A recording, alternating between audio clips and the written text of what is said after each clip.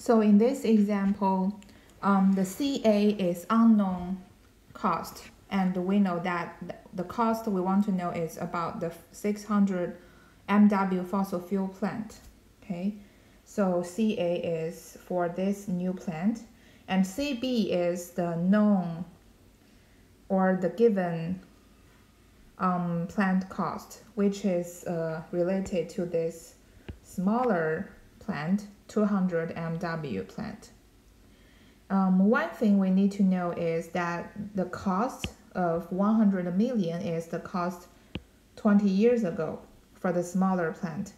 So we need to think about how to convert that old price to the current price.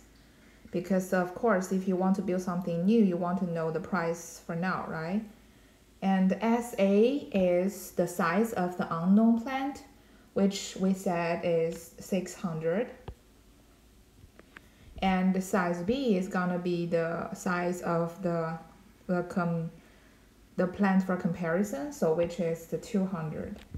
Okay. And let's continue to read the statement. So it is known that a 200 MW plant cost 100 million 20 years ago when the approximate cost index was 400. So this cost index is actually the I bar, right? But it's 20 years ago. 20 years ago. Well, we don't know which year it is. We just label it as 20 years ago, okay?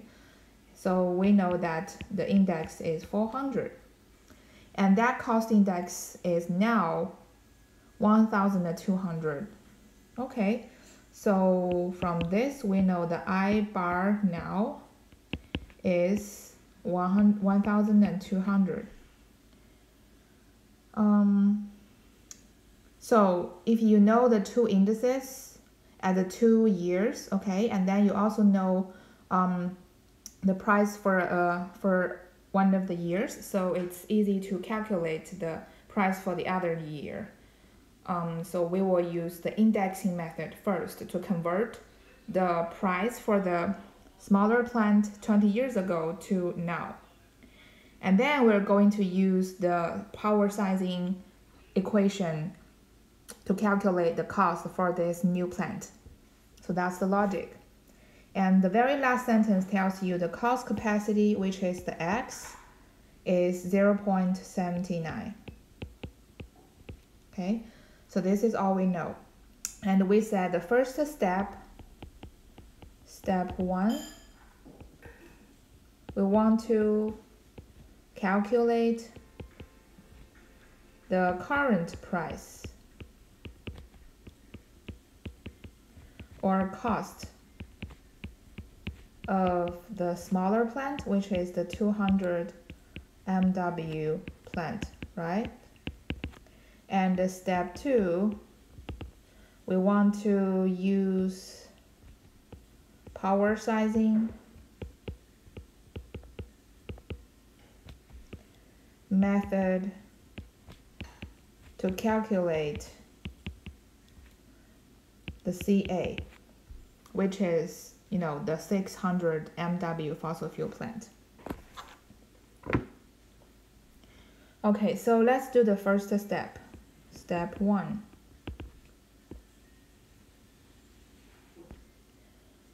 Alright, so for step 1, we need to first copy the equation here. The index method, the equation is Cn is Ck times I bar N over I bar K, right? And we know that the N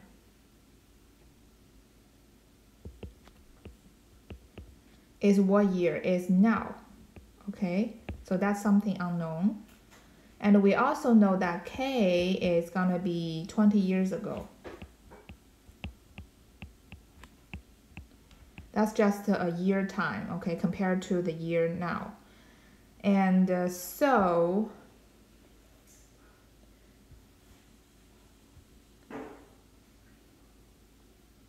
the Cn is the C now.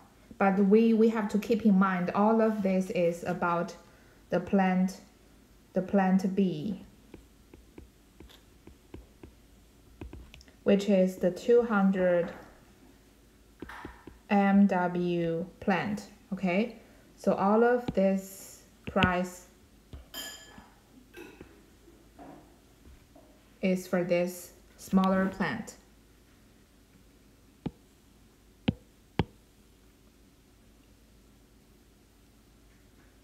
Okay, so according to this equation, we know the C now is the C for 20 years ago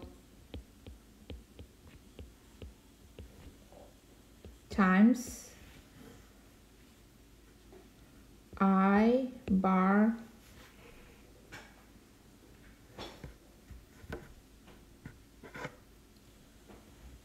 n is now, so I bar now over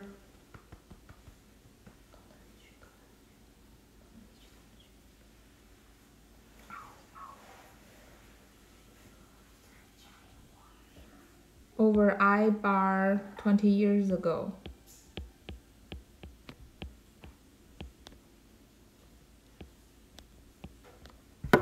Okay, so replace this with the variables.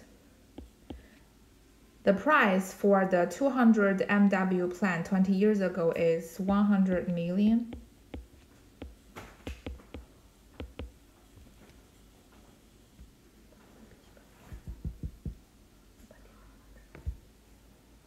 And the I bar now is 1200. The I bar 20 years ago is 400. So the two indices tells you the price for now for this smaller plant is 3 times the price 20 years ago. Okay, so now the price is 300 million US dollars for the smaller plant. Okay, so we know that the CB, because we said CB is the cost we know, and that's the cost we just calculated. It's 300 million for now. So this is our new CB. Okay. So step 2.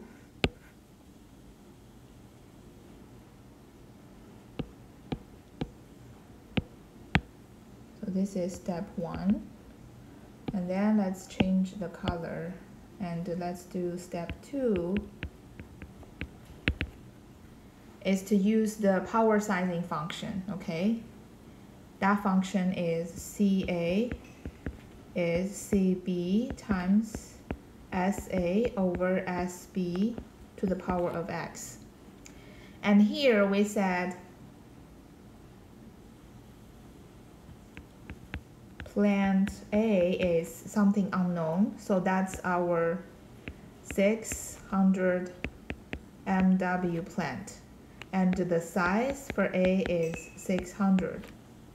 So plant B is related to our smaller capacity plant, and the size B is 200.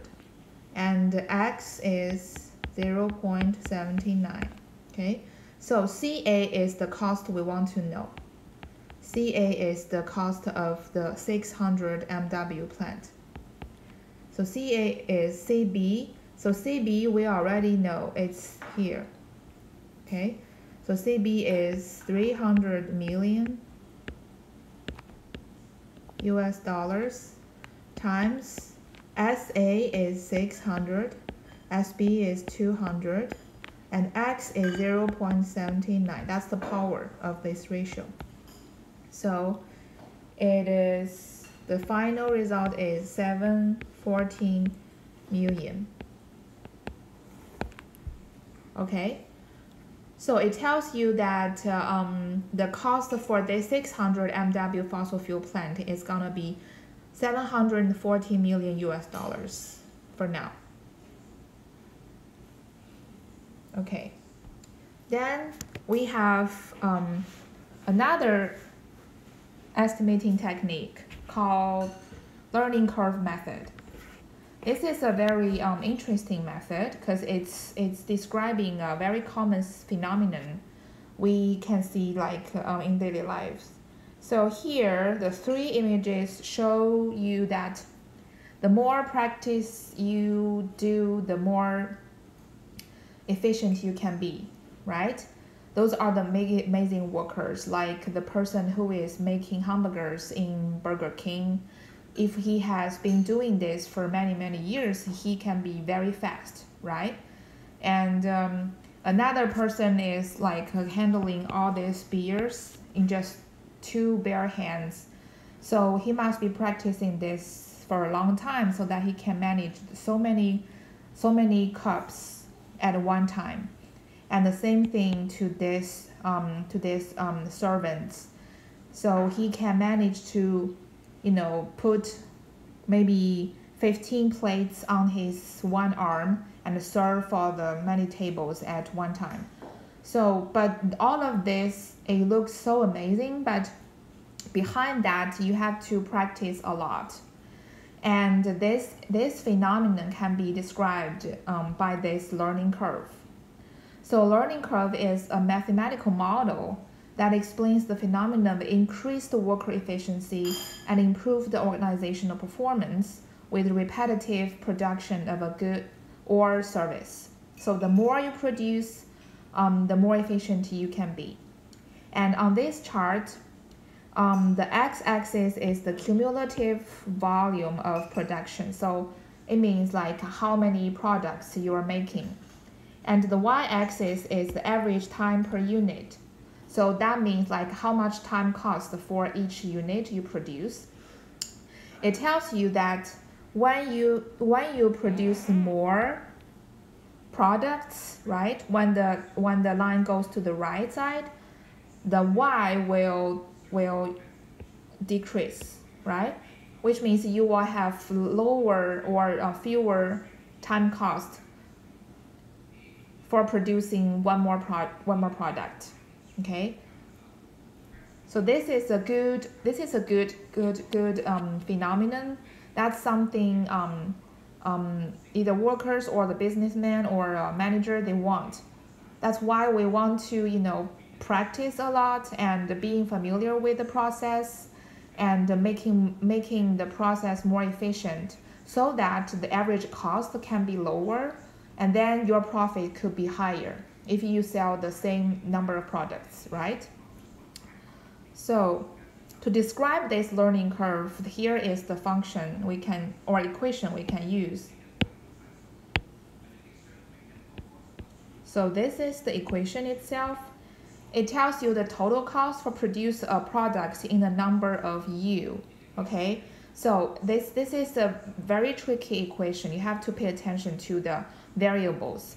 First, the ZU, what is the unknown variable you're calculating for? What is your ZU? ZU is the number of input resource units, like how much time, okay, needed to produce output unit U. Output unit U is just one unit, okay? You have to pay attention to this. It's just one unit, one actually additional unit, okay? So Z10, for example, means the 10th unit. It's not 10 units, it's the 10th units, okay? So let's put it here. It's the youth unit, okay? And the ZU is actually the time cost for producing the youth unit. So that's just the additional time cost for that one more unit. It's not the total cost for producing U units, okay? So not U units. What's the difference? You have to make it clear. All right, and then on the right side of the equation, you will see the K. K is the number of input resource, which we always say it's a time cost. So K is the time cost needed to produce the first output unit. So K is actually the time cost for the first product. We can imagine that it's gonna be very high because we know the learning curve is going down. So the cost for the very first product is gonna be very high. That's very true. That like if you are making the burger for the first time, it might cost you maybe 20 minutes, but after 100 or 1,000 times practicing, you might just need like 3 minutes to do that. Okay, depending on the learning rate. So the K is just the time cost for your ever first product. Okay, and then in the parentheses you have U. U is the output unit number. Like if you are looking at the 10th units, then the U is 10. Okay, it's just a number, like which unit you're looking at. And then N is called learning curve exponent. While N, you need some additional calculation. It's not always given directly.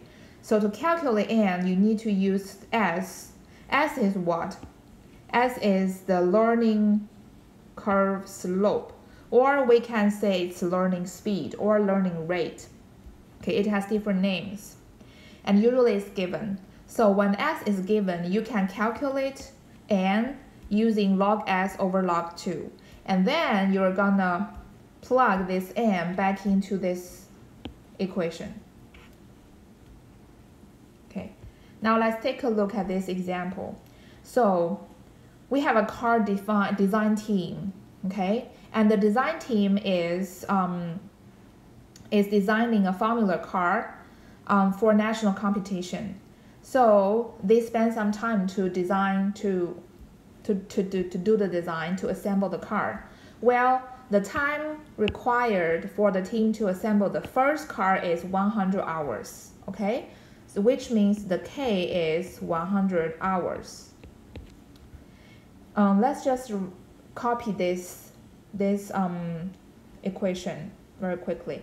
So the equation says ZU, time cost for the youth unit is what? Is K, time cost for the first unit, times something, times U, which unit you're looking at, and then to the power of N. And N, you need to calculate it using log S over log 2. S is your learning rate. Okay. So based on the definition, the first car costs 100 hours, which means K is 100 hours. And their improvement rate is 0.8, okay? So the learning rate is, we said it's S, 0.8. Which means that as output is doubled, their time to assemble a car is reduced by 20%. This is just an explanation of this learning rate. Okay, so if learning rate is 0.8, which means it's 8%, it means what? It means whenever you produce, so the time cost for produce one car is 20% more the time cost for producing, average cost for producing 2 cars, because the number of cars produced is doubled. Okay, so that's what the learning rate tells you. But you don't have to worry about the definition of learning rate. Just need to know what is learning rate, and S is gonna be the learning rate. Okay. So use this information to calculate first the time it will take the team to assemble the 10th car. We said the ZU is the time cost for the youth car. So if you want to know the time cost for the 10th car, it's gonna be Z10. Okay, so what is Z10? Obviously, we're going to use this formula. And the second question, the total time required to assemble the first 10 cars.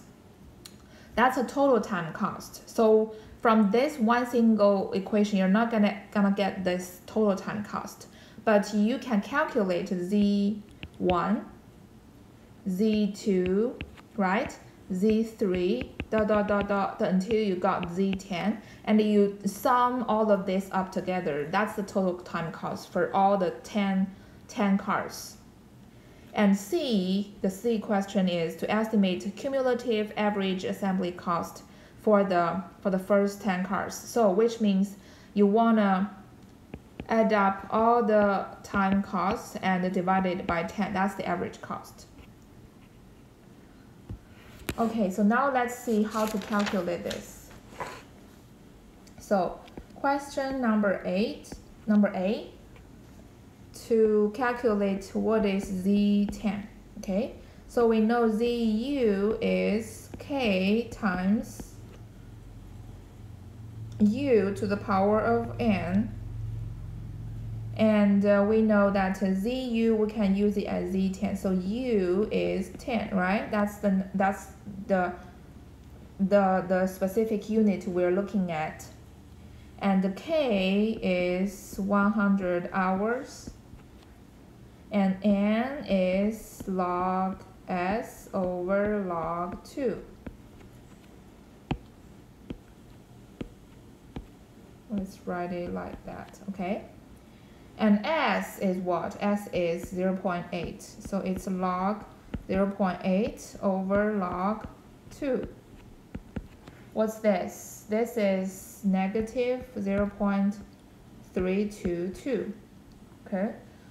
So it's easy to calculate. Z10 is K 100 times U is 10 to the power of negative 0.322.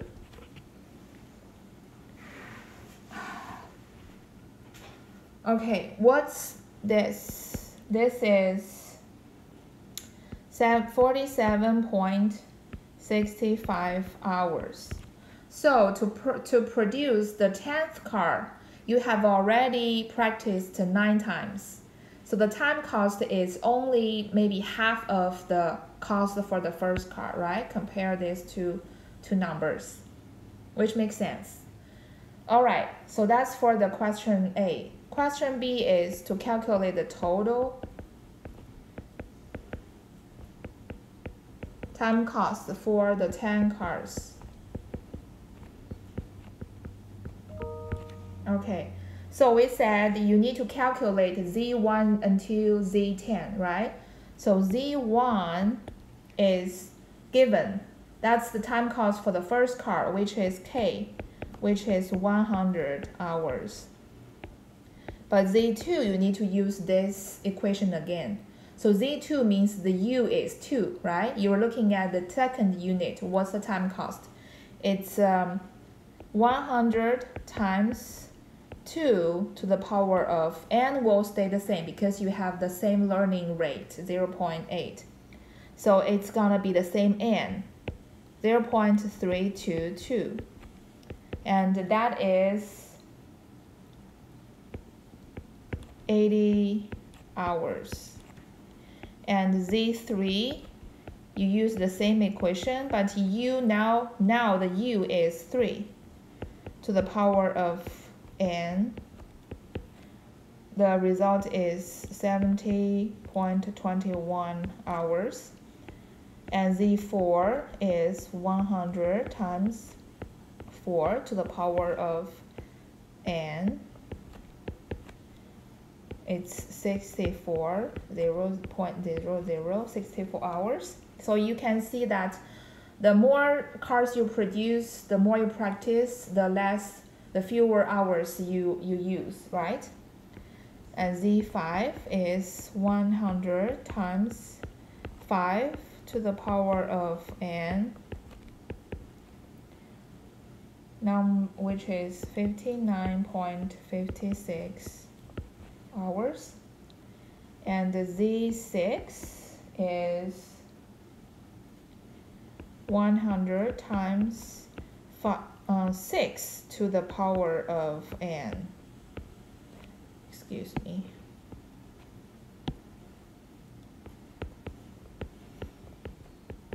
and the result is 56.17 hours.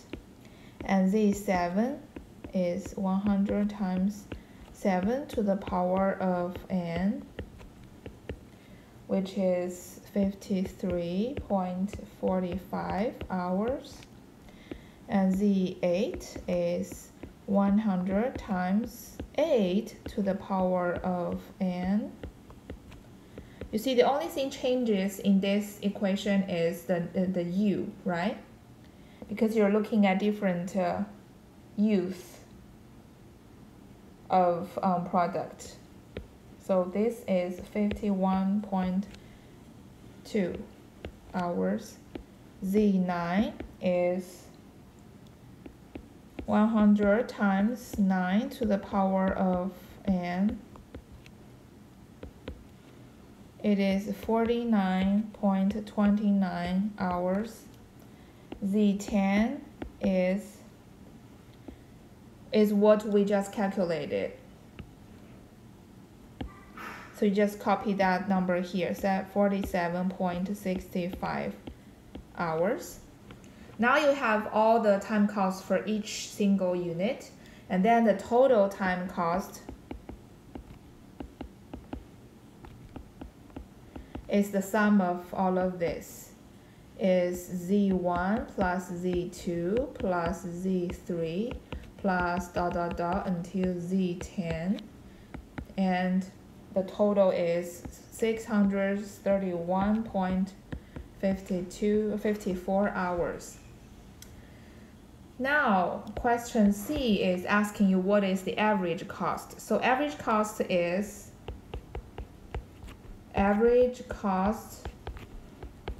the total cost. This is average time cost to produce the car, okay? So it's the total time cost over number of cars, which is 10. So it's gonna be total time cost is 631.45 over 10. So on average,